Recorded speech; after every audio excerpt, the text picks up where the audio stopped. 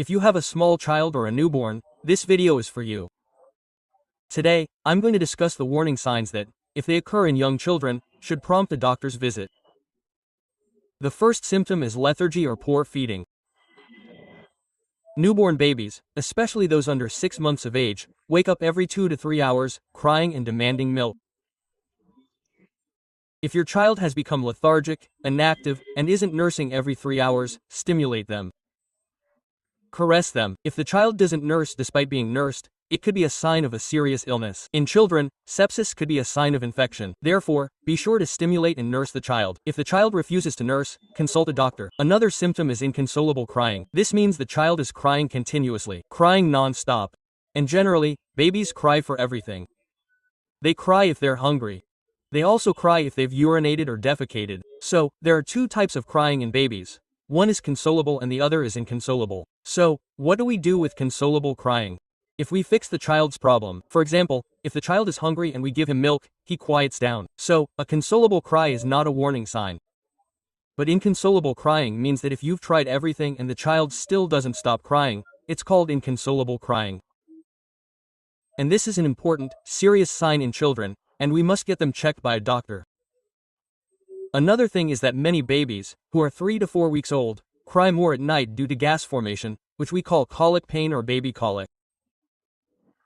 So in that situation, we can give Colicate or similar drops to see if the child is crying due to gas. If the child is crying due to gas, then giving these medicines reduces the child's gas. I made a detailed video about colic pain, you must watch it. The third warning sign for children is fever. Fever in children can be a symptom of an infection. Often we see that children's heads remain hot, and many parents get scared of it, but there is no need to be afraid of that. Hot heads in children are a normal thing. If we check the child's temperature and it is more than 99 degrees Fahrenheit, then it is considered a fever. And if there is a fever, then we must take the child to the doctor. But if only the child's head is hot and the temperature, which we measure with a digital thermometer, is below 99 degrees, it's not considered a fever. There's no need to panic. It's not considered a fever. Similarly, if the child's body is very cold, with the hands, feet, and stomach all cold, it could be hypothermia. We need to pay attention to this as well. The child must be seen. The fourth warning sign is difficulty breathing in children, which we call shortness of breath.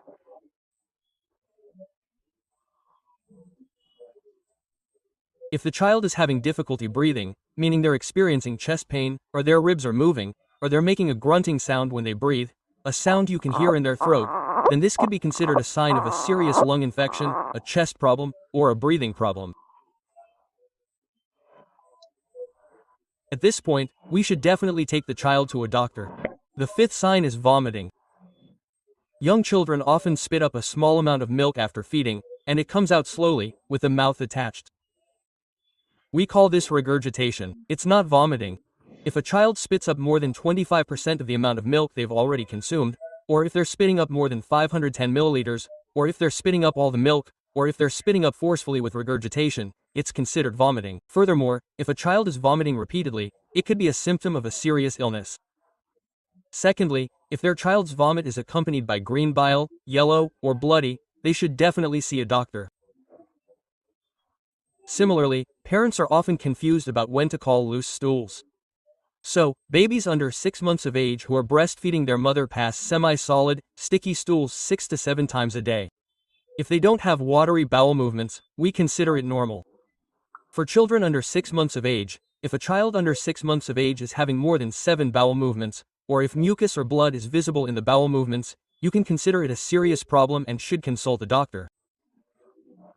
The sixth warning sign is the child having convulsions, also known as seizures or convulsions. In children, this could be a symptom of a serious brain infection or a serious infection. Children don't jerk violently like adults.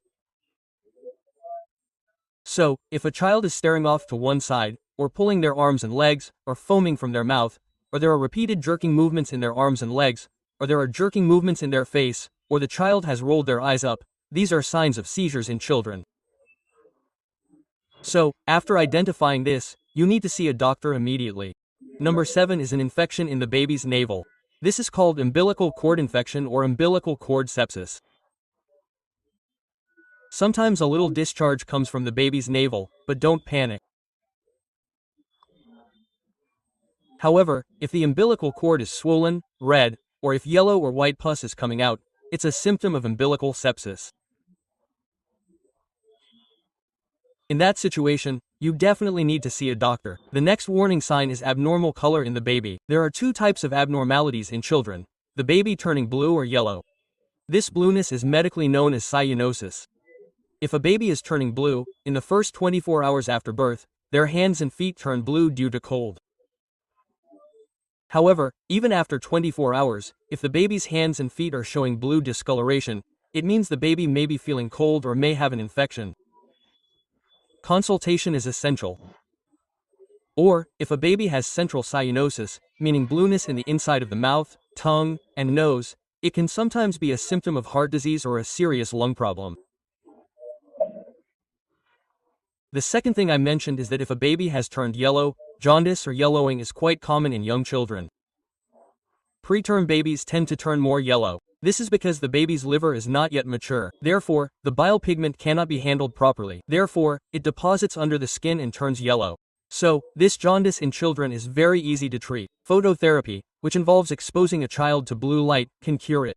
And don't make the mistake of assuming that exposing a child to sunlight won't cure jaundice.